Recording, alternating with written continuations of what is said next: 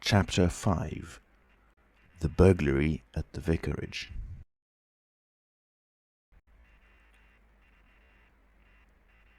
The facts of the burglary at the vicarage came to us chiefly through the medium of the vicar and his wife.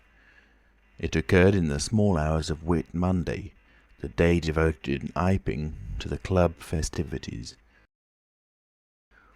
Mrs. Bunting, it seems, woke up suddenly in the stillness that comes before the dawn, with the strong impression that the door of their bedroom had opened and closed.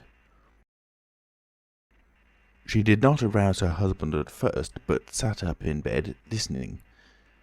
She then distinctly heard the pad, pad, pad of bare feet coming out of the adjoining dressing-room and walking along the passage towards the staircase. As soon as she felt assured of this, she aroused the Reverend Mr. Bunting as quietly as possible. He did not strike a light, but putting on his spectacles, her dressing gown, and his bath slippers, he went out onto the landing to listen. He heard quite distinctly a fumbling going on at his study desk downstairs, and then a violent sneeze. At that he returned to his bedroom, armed himself with the most obvious weapon, the poker, and descended the staircase as noiselessly as possible.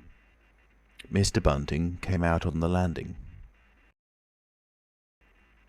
The hour was about 4, and the ultimate darkness of the night was past.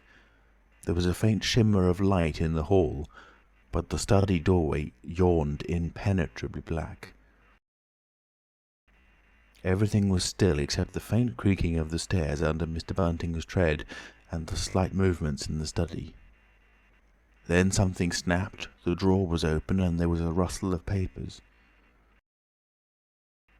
Then came an imprecation, and a match was struck, and the study was flooded with yellow light.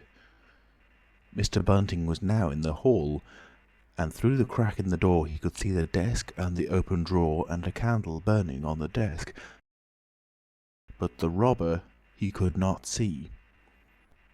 He stood there in the hall, undecided what to do, and Mrs. Bunting, her face white and intent, crept slowly downstairs after him. One thing kept Mr. Bunting's courage, the persuasion that this burglar was a resident in the village. They heard the chink of money and realised that the robber had found the housekeeping reserve of gold, £2.10 in half-sovereigns altogether. At that sound Mr. Bunting was nerved to abrupt action. Gripping the poker firmly, he rushed into the room, closely followed by Mrs. Bunting. "Surrender!" cried Mr. Bunting fiercely, and then stooped amazed. Apparently the room was perfectly empty. Yet their conviction that they had that very moment heard someone moving in the room had amounted to a certainty. For half a minute perhaps they stood gaping. Then Mrs. Bunting went across the room and looked behind the screen, while Mr. Bunting, by a kindred impulse, peered under the desk. Then Mrs. Bunting turned back the window curtains, and Mr. Bunting looked up the chimney and probed it with the poker. Then Mrs. Bunting scrutinised the waste-paper basket, and Mr. Bunting opened the lid of the coal scuttle. Then they came to a stop and stood with eyes interrogating each other. "I could have sworn," said Mr. Bunting. "The candle," said Mrs. Bunting. "Who lit the candle?" "The drawer," said Mr. Bunting. "And the money's gone." She went hastily to the doorway. Of all the strange occurrences! There was a violent sneeze in the passage. They rushed out, and as they did so, the kitchen door slammed. "Bring the candle," said Mr. Bunting, and led the way. They both heard a sound of bolts being hastily shot back. As he opened the kitchen door, he saw through the scullery that the back door was just opening, and the faint light of early dawn displayed the dark masses of the garden beyond. He is certain that nothing went out of the door. It opened, stood open for a moment and then closed with a slam.